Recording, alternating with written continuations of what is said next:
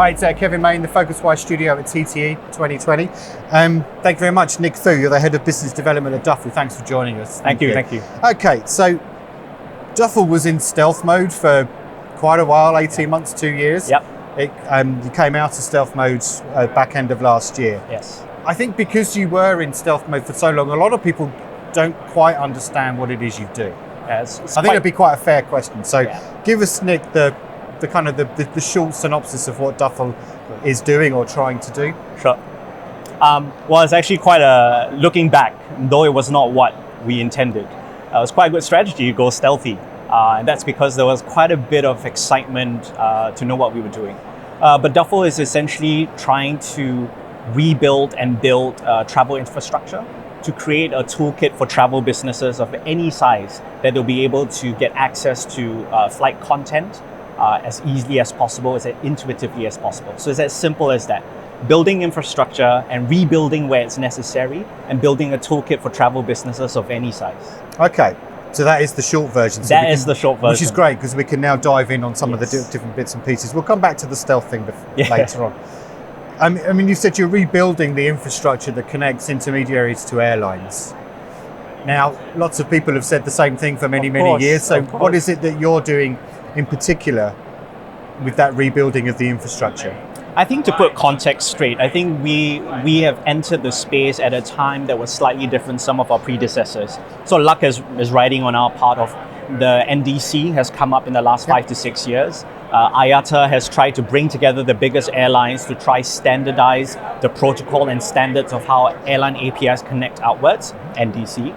And based on the back of that opportunity of the desire to standardize, the desire to move towards direct connections, I think that's where we had the opportunity to jump in.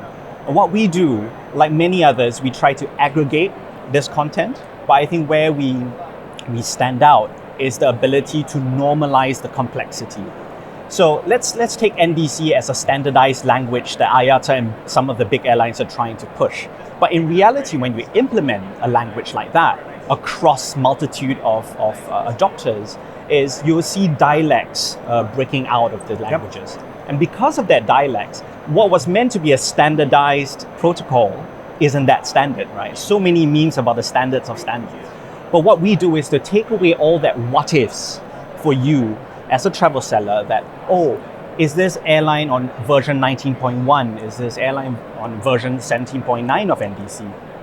Or some airlines are not even on NDC. We take away all that complexity and say to you, if you are a travel seller, just plug into one API and you don't have to think about the rest. All the airlines that we have as partners, they will be yours. As we add new ones, they will be yours. They'll be turned on for you at a flick of a switch. I think that's where we're trying to be different. But from an airline's perspective, what are you getting out of the airline using NDC for some of them that others aren't getting? Or are you getting it, but you're kind of shaping it and doing whatever you need to in a different way? What is it? So I think for friends out there who are looking for differentiated content, at the moment we are still a young player, as you know. So I wouldn't say that we're getting products from the airlines that other people don't have, right? We're not at that stage yet. But what we are getting is the trust of the airlines. And that's how we managed to go from 0 connections to 18 connections in 12 months.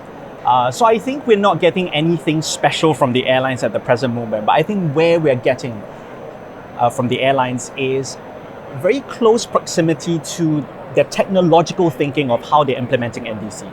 Okay. Right? It's about how they're thinking of building out their NDC model. So content-wise, at this moment, we're not getting any differentiated content. We're literally good pipe builders that are piping whatever the airlines provide of NDC and shipping it off to intermediaries. Yeah. But we're getting there. We're slowly working our way towards getting differentiated content with the airlines. Yeah, I mean, it's an interesting point because if you're trying to appeal to an intermediary to connect to these 18 hopefully more airlines over time, but you're getting either the same content or less content than a GDS is. Why should they work with you? That is a good point. So I think we have to see, so let's talk about the new entrants to travel, right? If you're a startup, consumer-facing OTA, online travel agent, these guys find it quite cumbersome to get even content from the GDSs, right? So these are some of the people that will be looking towards and say, look, we may not get like the cheapest prices in the industry, but the fact is we give you access to it. And a lot of these online travel agents today are looking towards selling not just flights. So flights is the starting point of them building, say, their holiday packages. So even getting access is what I think we can offer them at the moment. For those who are middle-sized or bigger guys, who are actually working with us, some of them, is that the idea of them seeing us as a technology provider, but having commercial private agreements directly with the airlines. So we say, bring your own IATA or ARC or private agreements. And what we do is we really build a pipe well, and it's a reliable pipe, and you use our pipe to get the content from the airlines direct on your own terms, private with the airlines. So are you getting the ancillaries and all the things that make airlines some extra money as well? So ancillaries, we've built the integration, but we have not put it live. That's purely a technical thing, which we're looking to do, roll out in the next couple of quarters. NDC does that for you, or are you having to do your own ancillary? NDC does. So that does that as well. So what about integrating with the back office systems of some of the OTAs or TMCs that you want to work with? Because if your technology's got a great pipe and it's very efficient and etc. and it's brand new, but a lot of these back office systems, frankly, aren't. So how do you kind of work that out? So we started an internal project on looking to integrate with back offices, but I must admit to you, at the present moment, with a team less than 20, we are having that in our sights, but not as yet going full force into that. Where we are laser focused at the moment is trying to build out ancillaries, building up reliability, and adding more airlines to our platform. Okay. There is an argument, a long-standing one, with anything to do with airline distribution, that frankly, it's nothing to do with the technology. It's just about the commercial terms. So how have you done that, given that you, let's be fair, are a young company and you haven't got decades of experience of negotiating? How are you sorting that out? Absolutely. So the good news is the airlines themselves has structurally turned the tide, where there are departments where perhaps in earlier years we never got access to, have now new connections, NDCs, teams that will take our case upwards. And I think it's been looking very positive. So again, on our part, we've had major tides swinging in our favor. That really has helped with these negotiations, where not having prior experience. And may I remind ourselves that not a single person in the team has came from the aviation industry before. I'm the one closest coming from the travel industry before, but not aviation. So first thing is, I think tides are turning on the airline side of things. I must admit, not all airlines globally. There will be some leaderboard airlines who have been more open to having these conversations, and we start those conversations there. I think the second thing we're talking about is that because of NDC, the airlines themselves are changing their commercial models. None of them are quite open. I think some people have said 2020 will be a watershed year to see some of the leaderboard airlines actually openly change incentive schemes based on NDC and Direct Connect.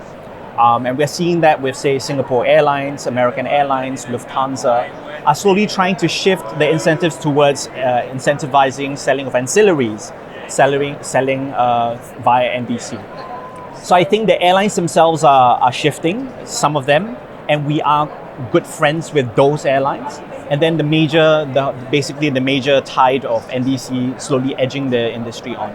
So that's on our side. Okay. The CEO and the CEO and the founder said, I'm quoting from, I think, the most recent investment round. Okay. It's a new breed of online agencies that want access to reservation systems quickly and seamlessly.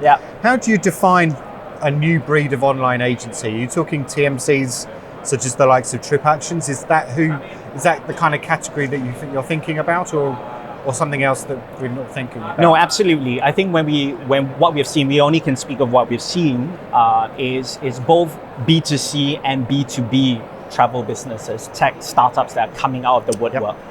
TripAction is one of them. I must say TripAction is much further along, and the demands of winning the business is much higher, so we're working towards that.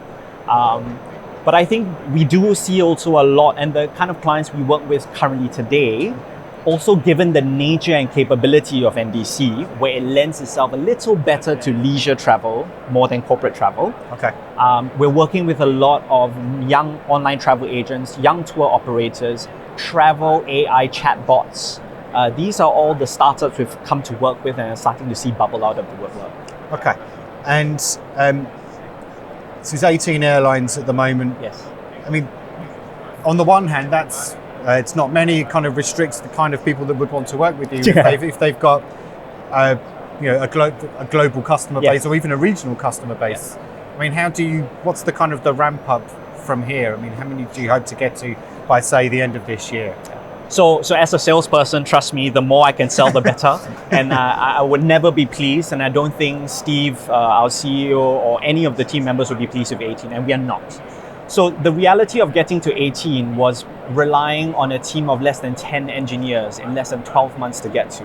Yeah. And after we secured our final round of funding end of last year, we're really ramping up on resources. Resource is the only thing preventing us from working towards more airlines, and we are. We have a number of airlines in the woodwork, meaning to say that we have integrated with them, but we're still working towards getting live credentials, getting their approvals, if you may.